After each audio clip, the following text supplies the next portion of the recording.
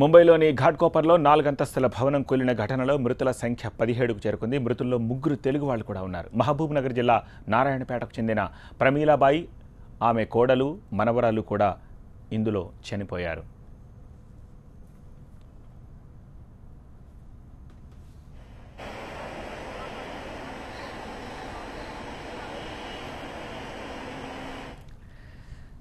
ప్రమీలాబాయి కుటుంబం 30 ఏళ్ల క్రితం పొట్టకూటి కోసం ముంబైకి వలస వెళ్లింది. ప్రతి దసరా పండగకు సొంతూరుకు వచ్చేవారని వాళ్ల బంధువులు చెబుతున్నారు. భవనం కూలిన ఘటనలో ప్రమీలాబాయితో పాటు కోడలు, మనవరాలు చనిపోవడంతో బంధువులు కన్నీరు మున్నీరవుతున్నారు.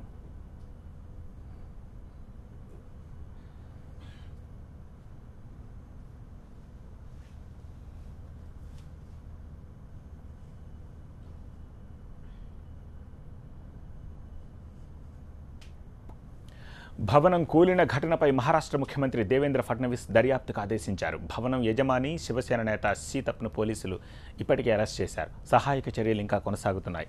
28 మందిని శిథిలాల కింద నుంచి రక్షించారు సహాయక సిబ్బంది.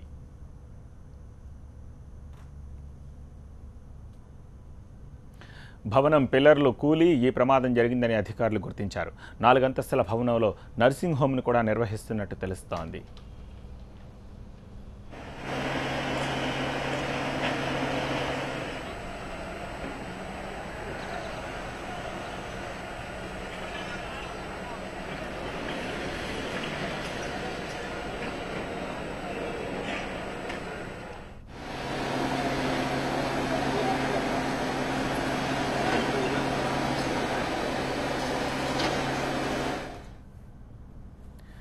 ఘాట్కోపర్లో ఈ 4 అంతస్తుల భవనం కూలిన ఘటనలో మృతుల సంఖ్య 17కు చేరుకుంది.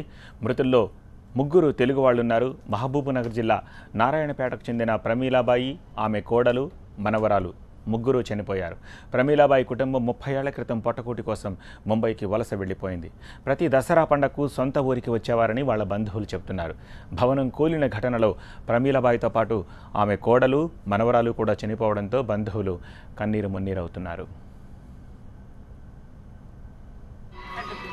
చనిపోయినాడు బంగ్లా ఇదే నాకు చాలా బాధ కనిపిస్తుంది. 20 సంవత్సరం అయిపోయి కాసి 3 ఇద్దరు కోడళ్ళు, 2 కొడుకులు, పాలోళ్ళు ఎవరు లేరు. మనమే పాలోళ్ళే.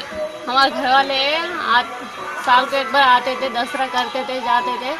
अभी उनके बिल्डिंग पड़ तो गया थे. हमारे को बहुत खराब लग रहा.